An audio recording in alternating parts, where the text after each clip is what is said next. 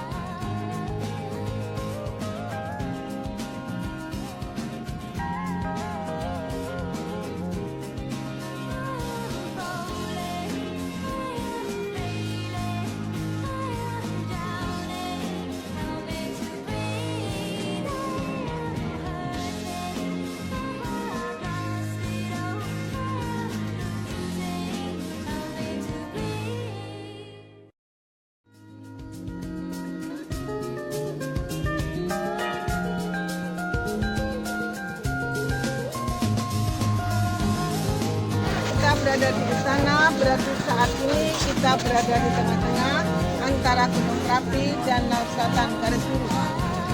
Kita jalan ke utara, 3 pintu gerbang, 3 halaman alun-alun utara. Lurus lagi Gunung Merapi. Dari selatan ke Gunung Merapi 27 km, kiri kuncinya aplikasi.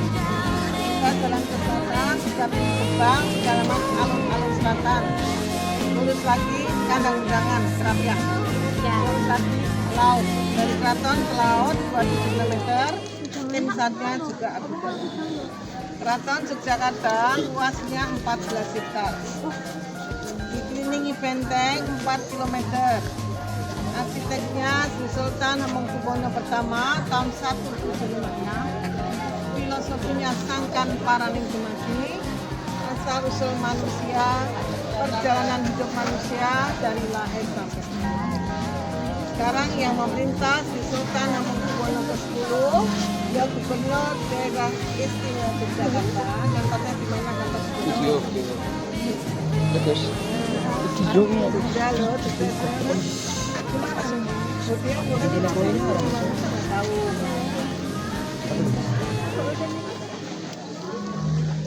kantornya di Kepatihan Jalan Malioboro Timur Jaya.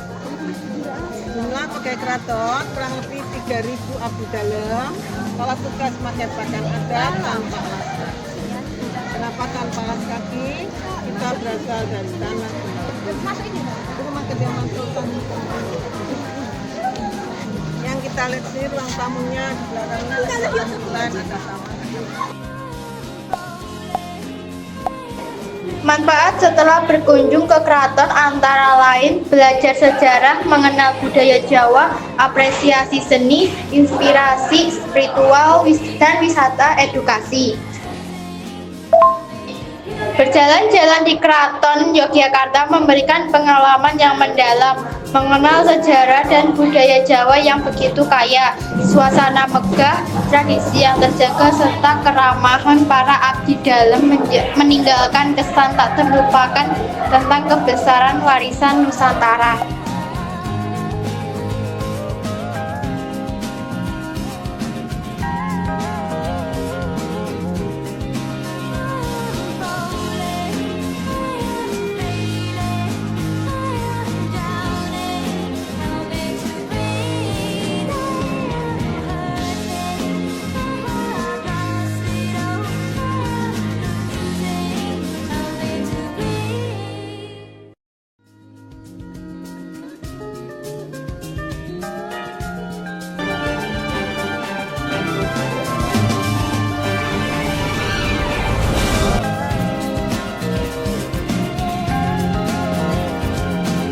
Selamat siang, terima kasih telah meluangkan waktu untuk bertemu dengan kami. Nama saya Kanaya Aurelia Safira dan hari ini kami ingin membicarakan tentang Museum Batik Giriloyo. Tujuan wawancara ini adalah untuk mendapatkan informasi lebih lanjut mengenai sejarah Museum Batik Giriloyo, alat dan bahan pembuatan batik, dan langkah-langkah. Sebelum memulai, izinkan saya memperkenalkan diri saya dan tim saya. Tim kami berasal dari kelompok 1 kelas 7A sedang mengerjakan tugas B5. Informasi yang Anda berikan akan sangat bermanfaat untuk tujuan tersebut.